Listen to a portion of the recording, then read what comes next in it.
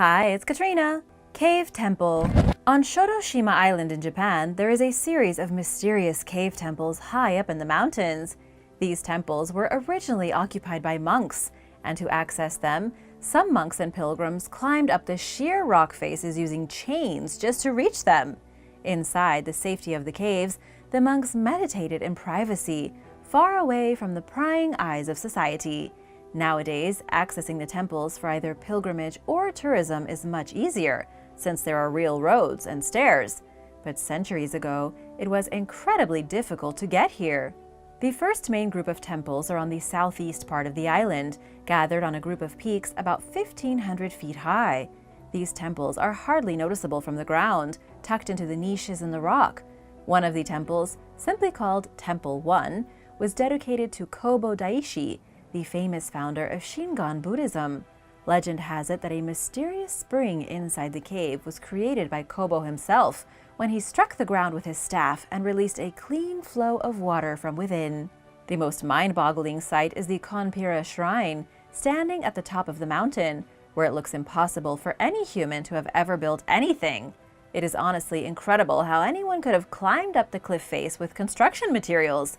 Nevertheless, the shrine still stands today in a rock crevice, mysterious and fascinating. Mesopotamia's first empire. Archaeologists in Iraq recently discovered an ancient lost city below the modern Iraqi city of Kurdistan.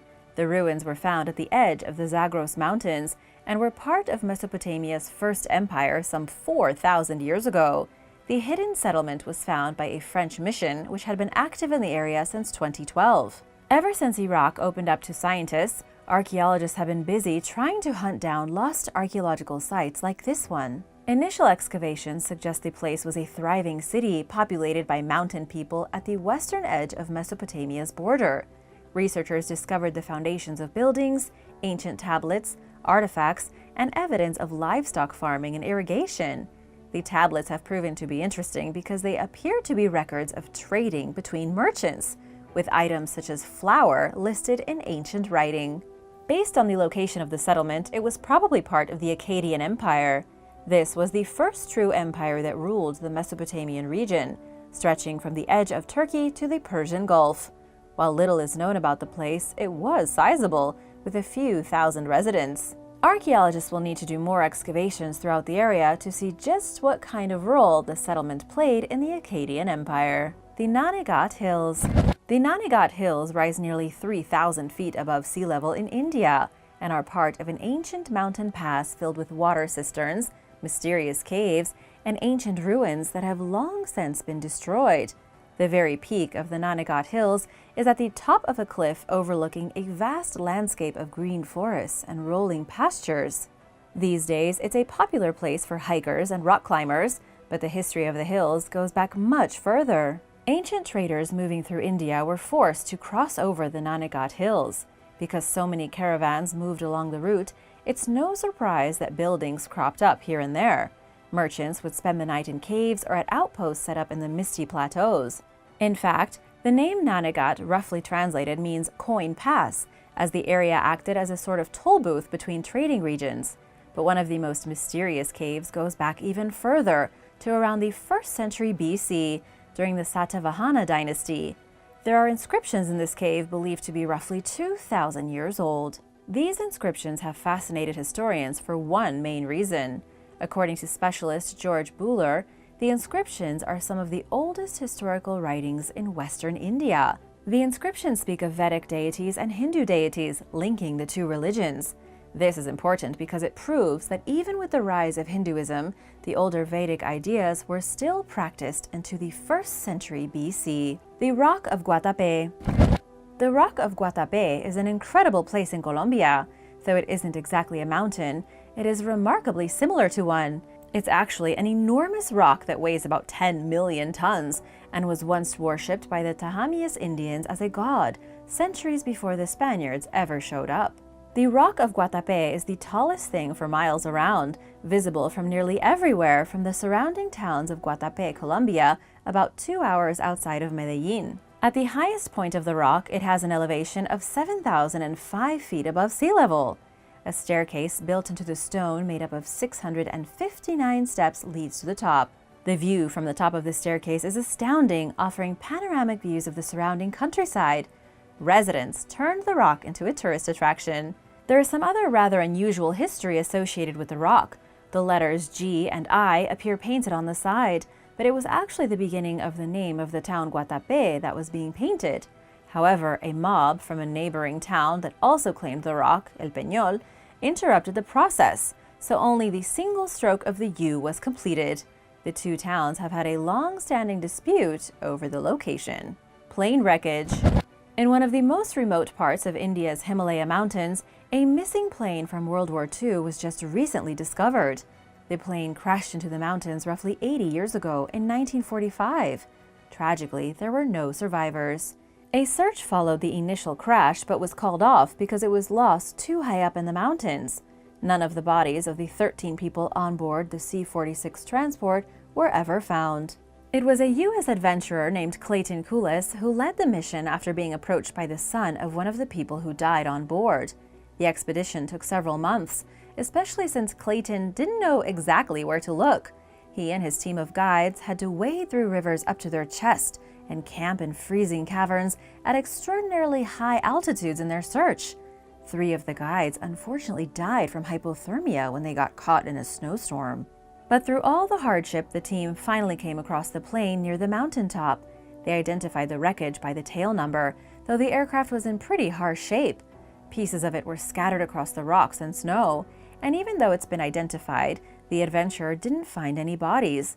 They are likely still there, hidden under the frozen terrain. Do you think it was worth all the death and misery to give closure to the families of the original crash?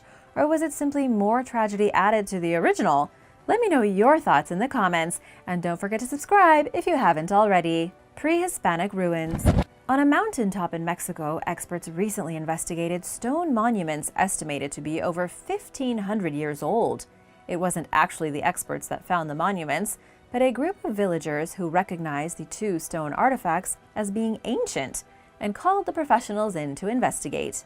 Archaeologists now believe the mountaintop site was once a major place of importance. They believe there were 7 pyramids here, a massive ceremonial center, and a full games court. It was inhabited by the Zapotecs, the people who dominated central Mexico in the area of what is today Oaxaca. If you've ever heard of the great ruins of Monte Alban, they were left behind by the Zapotecs. Direct descendants of the Zapotecs still live today in the thousands and throughout the region. Some descendants have preserved and can still speak their ancient language. Sadly, the pyramids and games court and any other structures that may have stood at the mountaintop are long gone. The only things still standing are faded stones and the carvings left on them.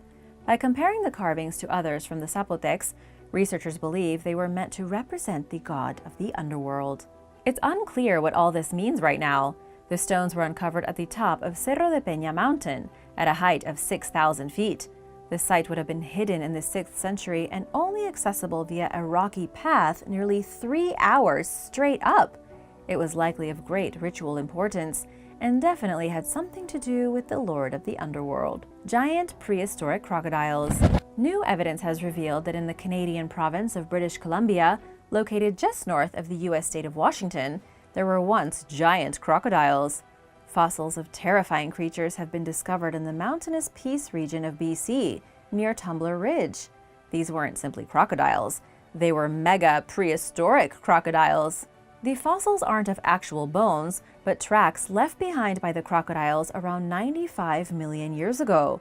Researchers also found the tracks of ankylosaurs and turtles, but it's the crocodiles that really stood out. Based on the distance between each claw impression, researchers say the body was roughly 36 feet long. That makes it about twice the size of any living crocodile today. It would have been a major apex predator and not something you'd want to tangle with. The super mountains. Scientists have made a bizarre discovery of something they're calling super mountains. This discovery isn't something found in the mountains, but a set of actual ancient mountains that are long gone. Researchers published their findings in a scientific journal, detailing a previously unknown mountain range that they've named the Nuna Super Mountains. The mountain range existed 1.8 billion years ago.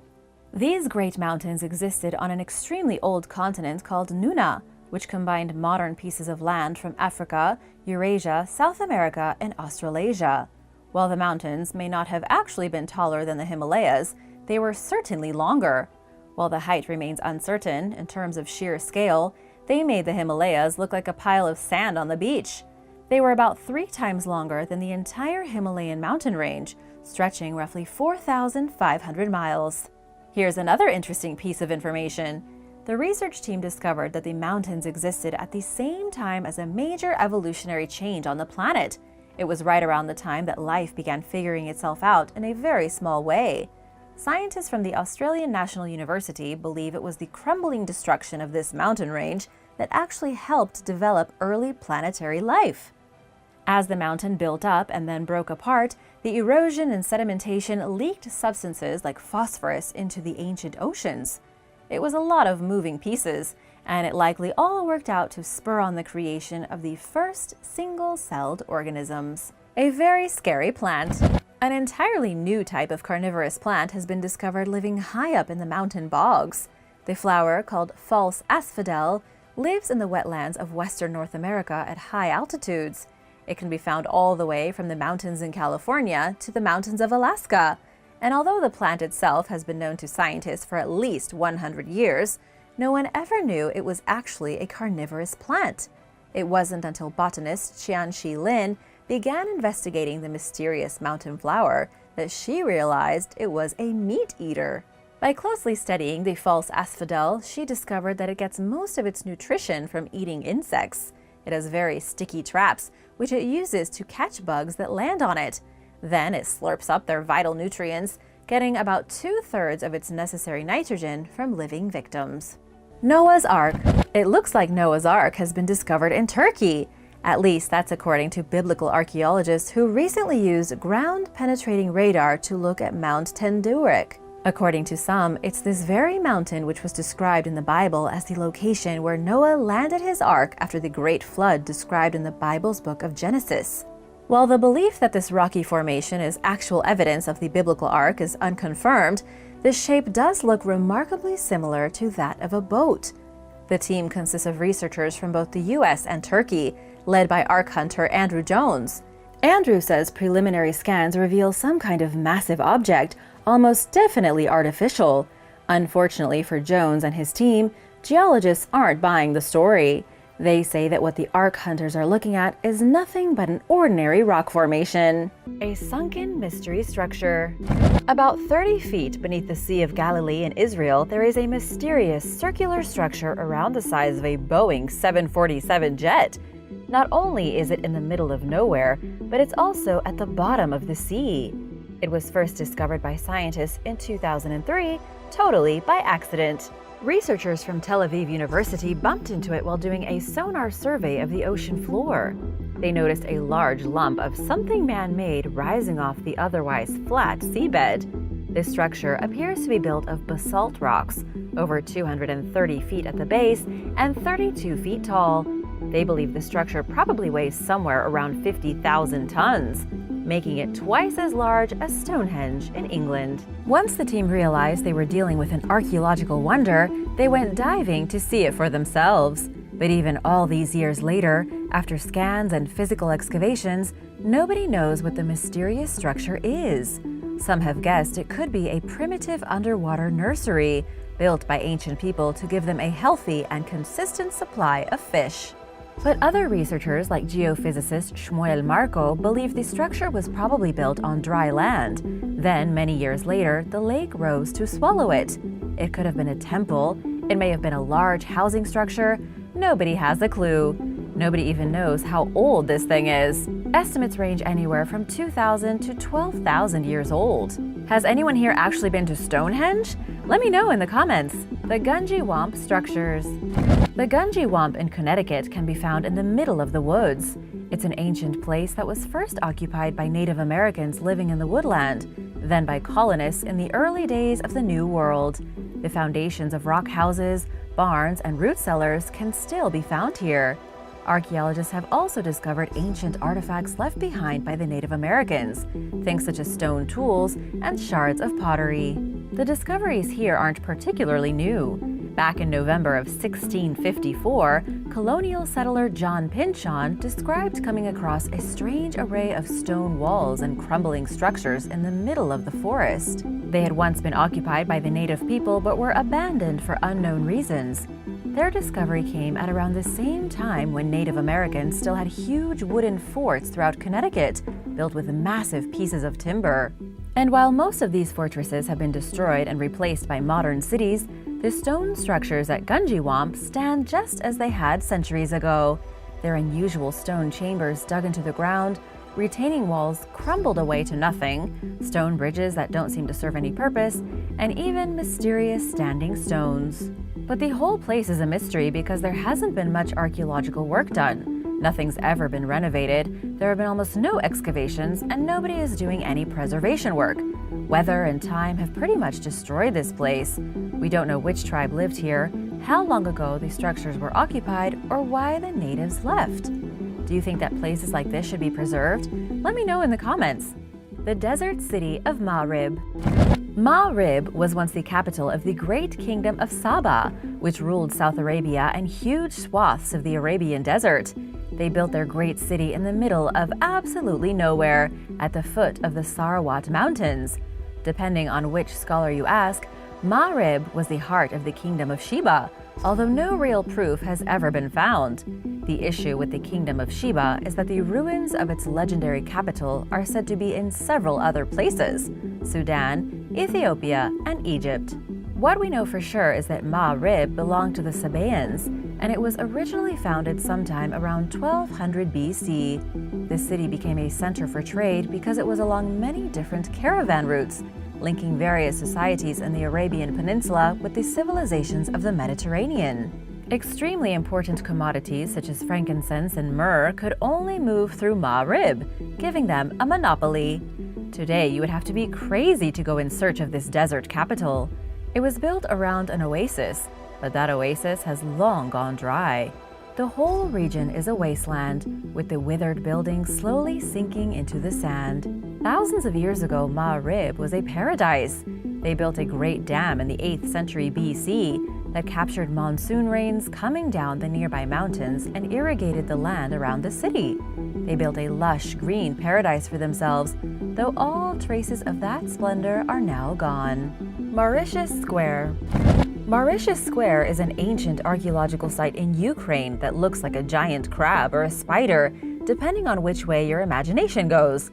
The square itself is a mysterious structure located near the modern village of Mesriki, far from ordinary society in the middle of the country.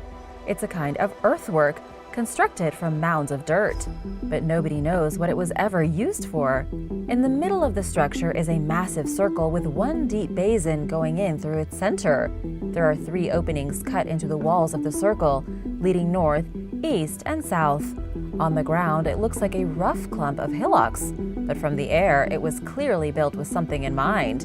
It looks like it has arms and legs, and is altogether about 820 feet long. The site was originally identified in 1987, but it wasn't until 2001 that a group of researchers flew over the site using hang gliders and saw what it looked like from the sky. It was the Ukrainian equivalent of discovering the Nazca Lines in Peru, something very amazing that can only truly be appreciated from above. Excavations in 2004 revealed 5 burial grounds within the structure. They all date from near the end of the 4th millennium BC. Analyzing the skeletons found in the burials, researchers were able to determine them to be of Indo-European descent.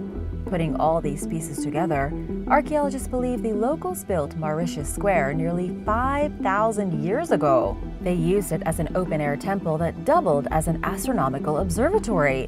They very well may have also used this place for ritual sacrifices, though that's yet to be confirmed. What do you think it could have been for? Let me know your theories. The isolated ruins of Nanmadol. There are no ruins on Earth quite as isolated as Nanmadol. This ancient city was abandoned centuries ago in a lagoon near the island of Pohnpei in Micronesia. That's Pohnpei, not Pompeii, just in case. It's located in the middle of the Pacific Ocean and is almost impossible to get to. But 1,000 years ago, it was a political and ceremonial center, ruled by the chiefs of the powerful Saudelur dynasty. They constructed a great complex of over 100 artificial islands spread across 200 acres. Nanmadol is the only ancient city in the entire world that was built on a coral reef. It housed roughly 1,000 people inside primitive structures of basalt and coral rock. Construction continued from around 1100 AD until the 17th century, with somewhere around 750,000 tons resting on the artificial structures in the lagoon. Here's where the numbers start to get confusing. According to archaeologist Rufino Mauricio, the people of Pohnpei needed to move roughly 2,000 tons of basalt rock every year for 400 years consecutively to create Nanmadol. Nobody has any clue how they did it.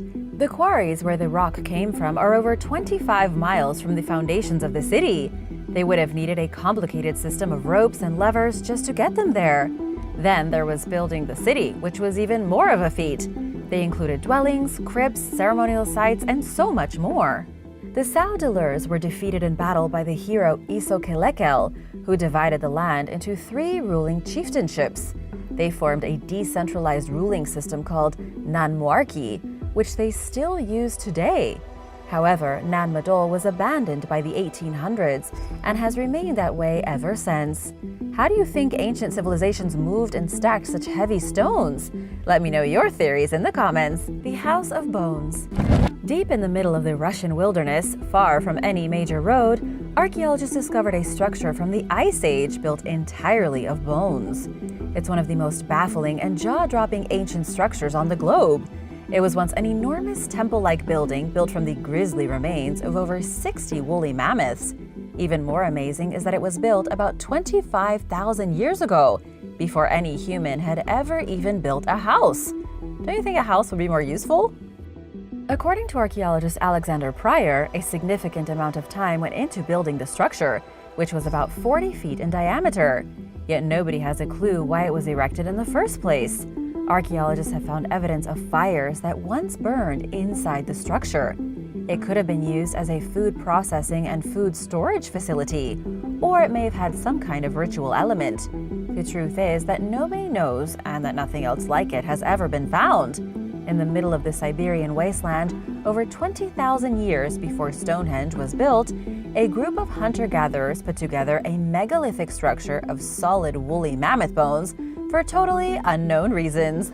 What do you think the mysterious House of Mammoth Bones was used for? Let me know in the comments, and be sure to subscribe if you haven't already. Koi Krillin. Koi Krillin can be found in modern-day Uzbekistan, an archaeological site in the middle of nowhere.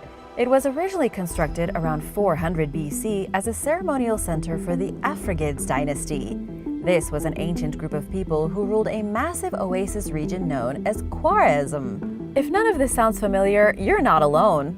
Not a lot of people know about the history of Uzbekistan, the country in Central Asia. But Koi Krillin was a monumental complex featuring a giant tower in its center with fortified walls, surrounded by 9 additional towers and outer walls keeping the whole place safe. People had their dwellings carved into the outer walls of the ceremonial center, where they could live throughout the year. Other than the fortifications, Koi Krillin had plenty of temples and shrines. At the time of construction, this part of Uzbekistan was experiencing economic prosperity. Things were going really well. Irrigation had created a fertile landscape, while caravans moving through the region resulted in wealth through trade. Around the year 200 BC, it was destroyed by the Apasaka tribe, but then rebuilt. The city lasted until around 1600 years ago, then just kind of faded into obscurity along with the rest of the region. It's in such a remote place that its ruins weren't discovered until 1938. There were some excavations in the 1950s, but nobody's gone back to do any scientific work here since. Would you like to go here and study this place? Let me know in the comments. Prehistoric cave structures. Deep inside a French cave, Neanderthals constructed some of the very first man-made structures in history. We don't know much about Neanderthal behavior. Up until recently, most people thought of Neanderthals as brainless apes who happened to look a lot like people. But if this discovery in the French cave is anything to go on, Neanderthals were smarter than we give them credit for. 176,000 years ago, they retreated deep into the darkness of the Bruniquel cave. Not only in the middle of nowhere, but also deep underground. There, they built strange ring structures unlike anything archaeologists have seen before. These structures are so unique that nobody except the Neanderthals has built anything like them in human history. But what exactly are they? That's a question everyone would love to be able to answer. All we know right now is that they broke stalagmites in the cave and then carried them down into its depth and arranged them in geometric patterns. Based on the evidence of blackened stone, it looks like they then piled wood onto their structures and lit fires. It could have been ritual behavior. They could have been attempting to decorate their homes with fireplaces. It's a total mystery. To make things even more bizarre, the cave truly is almost unreachable. Spelunkers could only reach the chamber by crawling almost vertically 100 feet down through blind darkness. It makes you wonder how primitive people carried building supplies down there over 100,000 years ago. It's almost hard to believe. Hardnot Roman Fort. In the English countryside, far from the hustle and bustle of London and the other major English cities, there lies the Hardnot Roman Fort. It was built sometime around the year 120 AD as a garrison for a detachment of Roman soldiers from the Dalmatian coast in Croatia. However, the fortress was abandoned around 10 years after it was built. It was then occupied by some locals and turned into a settlement, which they used for 200 years before abandoning it again for good. The fortress is in the middle of nowhere, at an altitude of 800 feet near the entrance of the Hardnot Pass. Its location was almost definitely strategic, used as a gatehouse for the Roman soldiers to watch over people moving through the pass. And it's that very isolation that makes this such a unique archaeological site. Historians agree this was one of the most remote Roman outposts anywhere in the United Kingdom, at the very edge of the empire. The Roman soldiers stationed here must have thought they had been brought to the end of the world. Uruk. Uruk has been called the first big city in the world. It's nestled in a remote region between the Tigris and Euphrates rivers, in the land once called Mesopotamia. The first building blocks were put down somewhere around 3600 BC, or 5,600 years ago. People began migrating here 400 years before the city was built, drawn to Mesopotamia because of its rich soil and abundant crops. Fishing was easy, there were lots of animals in the marshes, and things were just generally good. After hundreds of years, there were enough people to build a permanent settlement. Uruk was first excavated in 1850. Archaeologists found clay tablets written in the world's first script, cuneiform, the remains of an ancient temple dedicated to the sky god An, and another temple dedicated to the love goddess Inanna. It was the people in Uruk who first changed their clothing from simple animal skins to garments of fleece, wool, and linen. It was also here in Uruk where simple nomads began to form the same foundations of a society that we adhere to today. There were religious leaders, an upper class, and mighty kings. By 5,000 years ago, around 50,000 people were living in Uruk, and 11 more cities had sprung up in Mesopotamia. There were stonecutters, smiths, cooks, gardeners, every profession you could think of. It had only taken around 1,000 years for a group of huts to become a major metropolis of stone, and for primitive hunters to evolve into rulers and blacksmiths. The city remained inhabited for another 3,000 years before being abandoned around 300 CE, then fully demolished during the Arab conquest in 634. Dental ornamentation. The Bolinao skull with its golden teeth is one of the most ghoulish examples of a strange tradition once practiced in the Philippines. It's called dental ornamentation, and it was incredibly painful. This skull was discovered at the Balingase burial site, excavated by the National Museum of the Philippines back in the 1960s. The team discovered 51 adult burials and 2 babies that had been buried in jars. The remains dated back to sometime around the 14th century, with each grave marked by a giant oyster shell.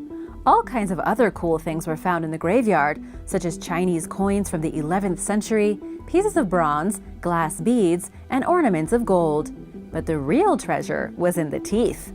These people belonged to a group that practiced serious tooth modification and alteration. They didn't just sharpen their teeth into fangs like vampires. They filed them, inlaid them, stained them, ablated them, and drilled them.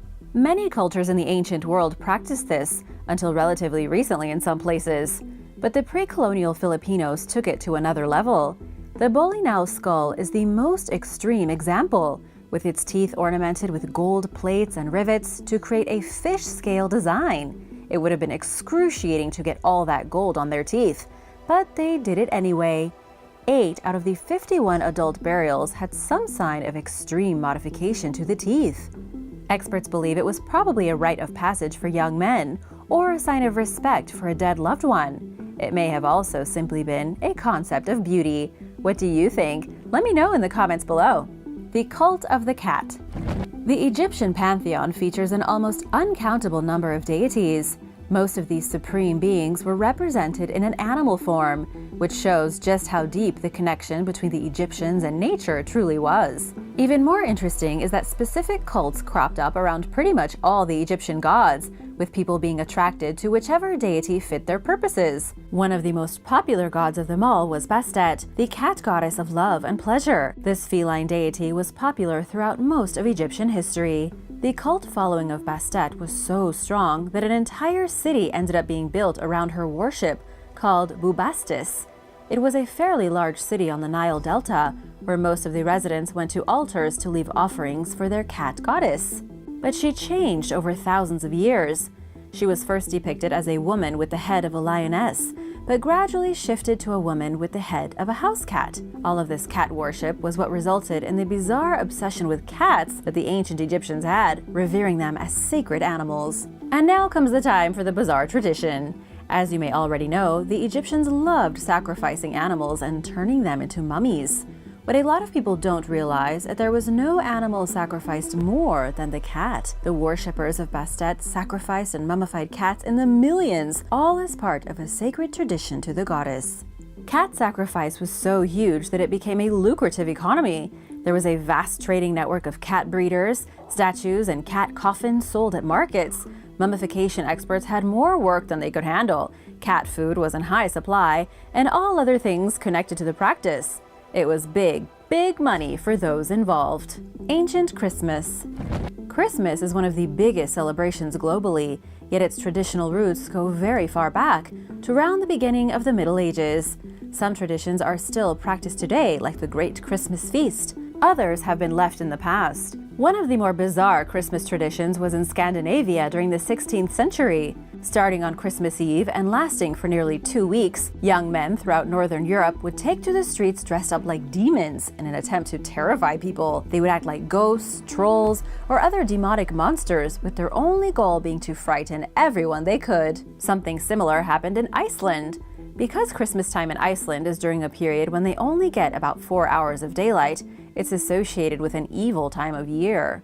It was a time when trolls and ghosts were sneaking around in the dark, and everyone believed in them. Throughout the Middle Ages, Icelanders feared that their houses would be taken over by trolls or elves during the holiday season, and that these creatures would hold crazy dance parties.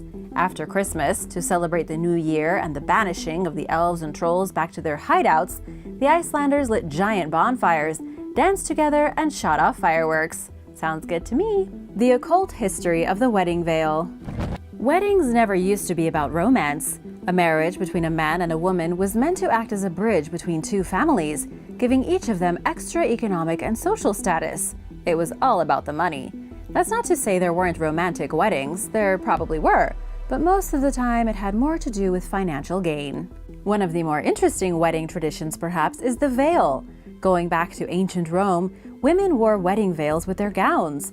Back then, it was called a flammium, and it covered the bride's entire head. It was big enough to wrap around her body, and it was probably a fiery red color. Although historians can't agree, they believe it was either bright red or a deep yellow. One Roman historian likened it to the color of egg yolk. Whatever the case, one thing's for certain. The veil was designed to make the bride look like she was the flame of a candle. This was done with the specific intention of warding away evil spirits that might want to ruin the wedding. The entire point of the wedding veil was to confuse and thwart evil ghosts over 2,000 years ago in ancient Rome.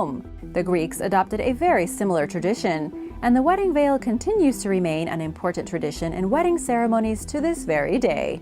The third eye. The Hindu forehead dot, called a bindi, is part of a tradition that goes back centuries. You can see people wearing the distinct dot on their forehead in plenty of Asian countries, but specifically in India, Nepal, Bangladesh, and Sri Lanka. Bindi comes from a Sanskrit word associated with a person's third eye. Sure, the bindi can be used as a symbol to show a woman is married, but it also represents the sixth chakra. The sixth chakra is located on the forehead between a person's eyebrows. We think of it as the third eye or the inner eye. Your physical eyes are used to look at the world outside, and the third one is used to look inward. This is why a dot directly over the chakra has been so important in Hindu tradition. The color is important too. The red dot is a traditional sign of marriage, but it's also thought to represent having a high social status. In modern times, women have started using a black dot to signify being single. And even more, the tradition's roots have been largely forgotten. These days, it's more of a fashion statement a lot of the time than anything meant to have to do with chakras. Does your family practice any traditions that might be considered ancient? Let me know in the comments below. And remember to subscribe if you haven't already. Wassailing. Wassailing is an ancient Anglo-Saxon tradition that started at the beginning of each year. The local lord would greet his subjects with a toast, and everyone would drink either warm ale, wine, or cider blended with honey. The beverage was served in one giant bowl and passed from person to person while each of them said the traditional wassail greeting. This took place on the 12th night, which was always the 5th of January. The whole point was to welcome the new year with good cheer and blessings all around. But there were two different wassailing traditions. The first involved the people going from house to house singing carols, which evolved into modern-day Christmas caroling. And the second was the blessing of the fruit trees. In the countryside, people would drink and sing directly to the trees in hopes that their songs would bring a bountiful harvest next autumn. It's a little peculiar, but everyone seemed to enjoy it. It's still practiced in some parts of England where they process cider, way out in the countryside. Tomb sweeping. Tomb sweeping is a Chinese tradition and a modern holiday that goes back centuries. It's a day on which the Chinese pay their respects to their ancestors, but they do it in a way that might seem strange to outsiders. They don't go and leave flowers on the gravestone of a loved one. Instead, they take their brooms and literally go tomb sweeping. Tomb sweeping day commences 107 days after the beginning of winter, normally on April 4th or April 5th. It all depends on the lunar calendar. It's a major holiday in China, Hong Kong, and Taiwan, though most Western people have never heard of it. Its origins date back to the ancient Hanshi festival, which commemorated a loyal court official named Ji Zitui. He fled into exile during the spring and autumn period of China for 19 years with his prince. He was such a loyal official that, according to legend, he would make soup out of the very flesh of his leg to feed the prince when they couldn't find food. The exiled prince, Chong-er, eventually came out of exile and became king. But he forgot about his loyal official, and so Ji Zitui left and went to live in the woods. When the king realized he had made a mistake, he went to go find Ji, but couldn't seem to track him down. He decided to set the forest on fire to flush him out, which resulted in Ji being burned alive. To commemorate Ji's death, the king created the Hanshi festival and said that no fire would be set on that day. Instead, people would only eat cold food. Somehow, the tradition of not lighting a fire at the beginning of April turned into a day of sweeping graves. Pagan rituals. There is a mysterious tradition that happens every year in Mamoyada, a small village in the countryside of Sardinia. On this day, the men of the village transform themselves into monsters. Men dress up like snarling beasts, villagers light bonfires, and everyone comes out to observe the holiday. It's supposed to banish the cold chill of winter so that the warmer air of spring can come to the land. It's been going on for over 2,000 years, since before Christianity. The monsters are called mamuthones, and they represent the inhabitants of the land of the dead. Men put on grotesque masks and cover themselves in thick black paint. They also attach heavy copper bells to their clothing so they can jingle as they haul themselves around. But something else happens as well. A different group of men dresses up as isohadores, which are meant to represent the light spirits. They dress in red tunics and black bandoliers and march in a procession along with the mamutones. It's a kind of yin and yang situation, originally invented by the very old Nuragic civilization. They started the pagan tradition as a gesture to nature and animals, and to help protect themselves from evil spirits. It's a show of unity between the forces of darkness and forces of light, thought to keep the balance for another year. What's really cool is that this is one of the only pagan traditions that has lasted since before the days of the Roman Empire and is still practiced annually. Kasivaki. Kasivaki is a traditional game played in Tonga, a sport very similar to rugby except played underwater. They also didn't play the game with a ball, but with a really big and heavy rock. The tradition goes back centuries, originally used as a way to entertain the kings and chiefs of small villages. It was purely played for entertainment value, just so the strongest Tongan warriors could show off their strength and stamina to their local leaders. The Kasivaki game worked like this. The men went down into the seabed and stood between two rows of coral.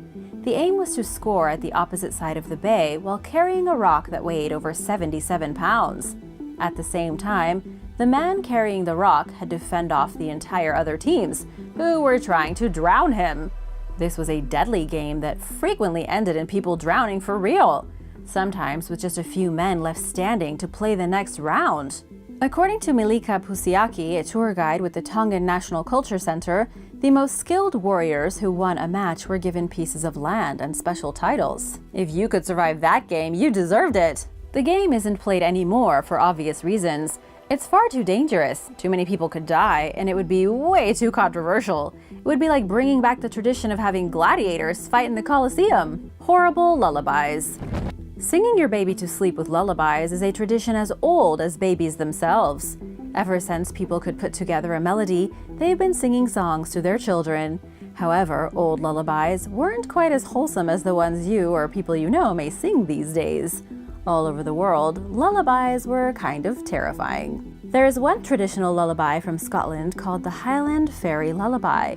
And while it sounds beautiful to hear, the lyrics are kind of scary. It describes how the Highland Fairy would show up and snatch a baby when its parents went out to gather fruit. The Bjum Bjum Bambalo is an old Icelandic lullaby that sounds sweet and has very nice lyrics, but was allegedly first sung by a woman named Hala, who was kind of evil. She sang the lullaby to put her baby to sleep so she could throw it into a waterfall and then run away with her husband, who was escaping authorities. In Indonesia, the Lelo Ledung lullaby tells the story of a giant who searches for crying children, specifically little girls, and then takes them away. If the baby doesn't stop crying, the giant will come and eat them. What lullaby or song do you remember from childhood that freaks you out the most? Let me know in the comments below. And thanks for watching. Remember to hit that subscribe button, and I'll see you next time. Bye!